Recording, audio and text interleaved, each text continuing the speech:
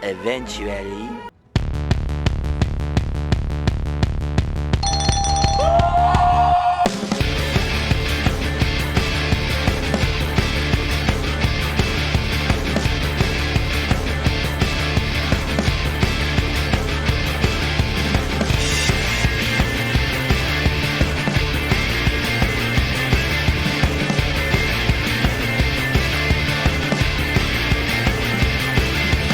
Meanwhile.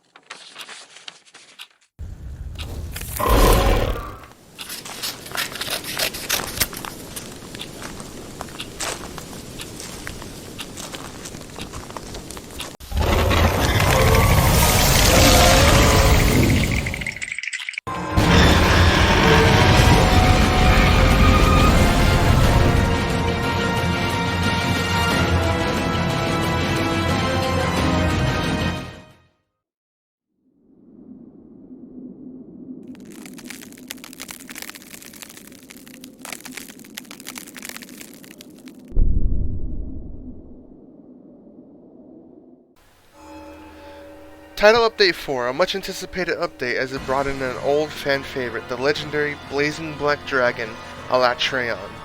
A monster that is near universally feared by hunters that played from Tri onward. In some cases, a jeering monster in high-rank clothing, if you will.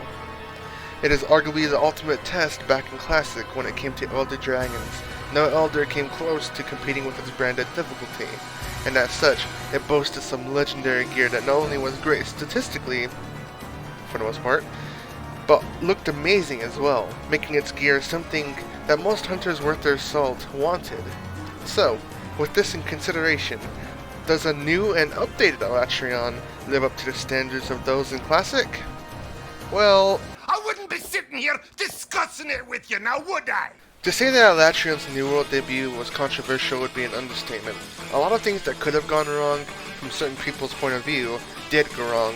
So let's look into why Alatreon is so controversial and how it compares to another surprise we got long after Alatreon's reveal.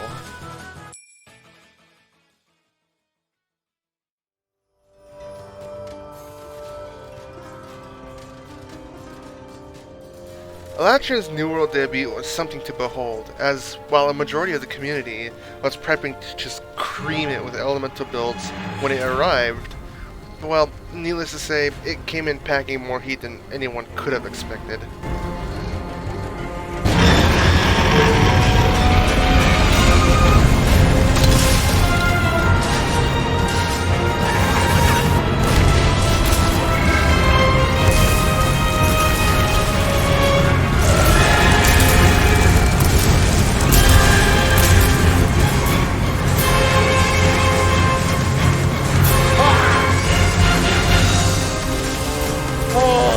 His electric move, because it is completely different to how it used to be in the previous century.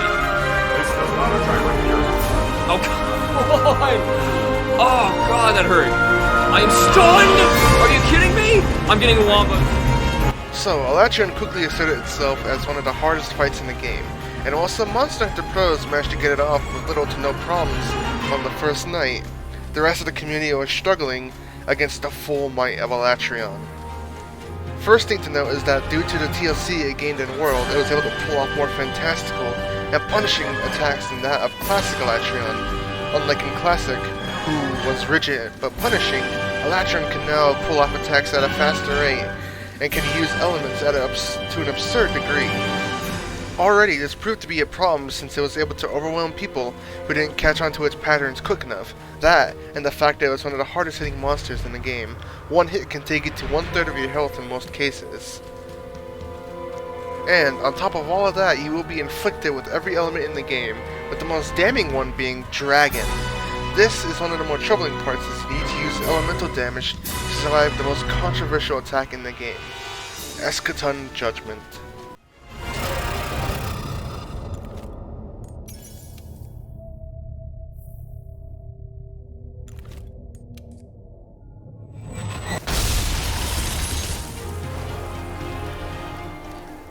Now, we've had one-shot mechanics in the past, such as Behemoth's Ecliptic Meteor and Sophijiva's Sapphire of the Emperor, but Eschaton Judgment was on a whole different level. Alatreon pumps the entire arena full of unstable element, and will instantly cook any poor hunters alive that aren't able to stop it. And stopping it is easier said than done. There is no safety rocks or comets to save the standard hunter this time. Instead, you need to find a way to weaken Alatreon to the point that you can actually survive Eschaton Judgment with proper healing like a Stera Jerky, which is a mandatory item to bring. In order to weaken Alatreon, it also depends on what mode he is in. It can start in either two modes, Fire or Ice active. This is important as it decides what elements he should bring to the fight. Fire and Thunder against Ice active, and Ice and Water against Fire active, with Dragon being a decent all-arounder. Just remember to bring Null Berries or complete Blight Resist to negate Dragon Blight and ensure that you can weaken Alatreon before Eschaton Judgment.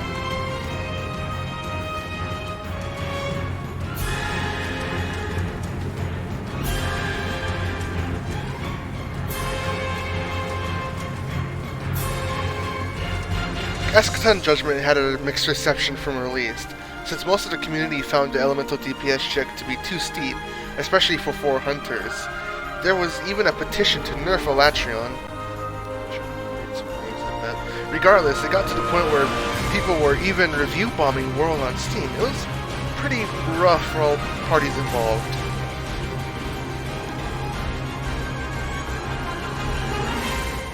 So, now that we got the basics down and took down that Alatreon, let's have a gander at that gear, shall we?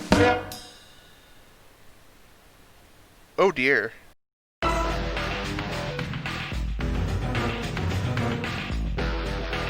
Now, for such a legendary monster that safely asserts itself as one of the hardest fights in the game, you'd expect the gear to be OP and crazy as hell, right? Wrong! If you wanted a meta-changing set, or as the devs put it, Sounds like a game changer. we actually get subpar gear for all the effort instead. Now, I'm not going to blindly hate on it, as it does have its uses. For one, Alatreon weapons are actually pretty good at being Sophijiva shredders. Get a full team of maxed out and augmented Alatreon weapons along with a poison weapon, and you'll mess up that Sapphi's day royally. As a matter of fact, Alatreon's weapons are actually really solid, just not worth the hassle of getting and by extension upgrading. Then there's his armor. Now admittedly, Alatreon's armor was never really worth much in Classic either, since it had the same issues and in some cases was even worse. But to be fair to both sets, they can both make for astounding survivability sets. I'm sure others can make it work out in some way, but even with that positive, the one in Worlds still has one glaring flaw. Its set bonus. All elemental resistances is nice, sure, makes sense. But element conversion, oh, how to drop the ball was something that could have been game-changing. I don't know the exact math or values, but the added boost you get from element conversion is just pitiful.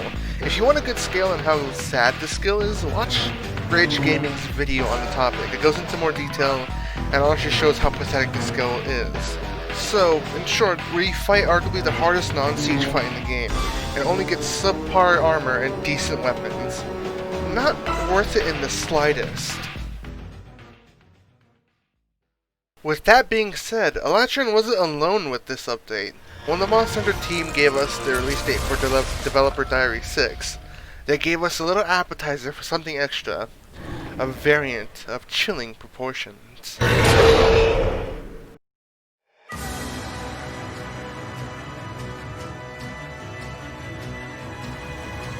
Frostfang Barrioff, the newest variant in a game full of variants.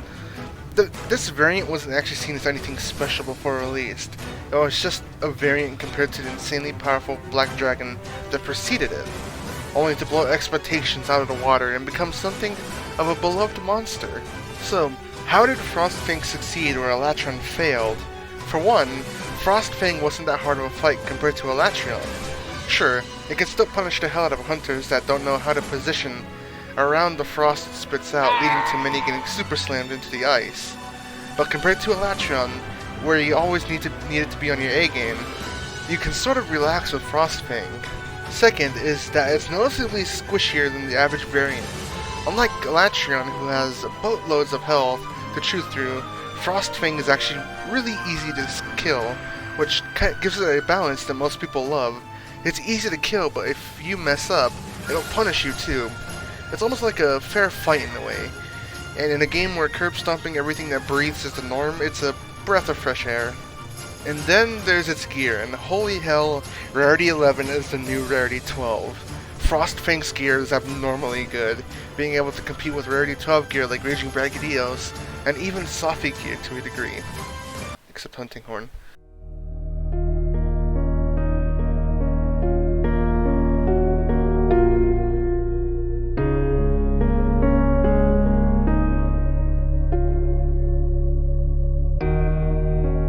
Frostfang as a whole is just a well-liked monster, where it has a fair but punishing fight, doesn't take too long to kill, and most importantly, has some of the best gear in the game to make it worth farming, which is more than I could say about Alatreon's gear. Also, as an additional kick to Alatreon, Frostfang's armor actually has slightly better defense than Alatreon's. Take that as you will.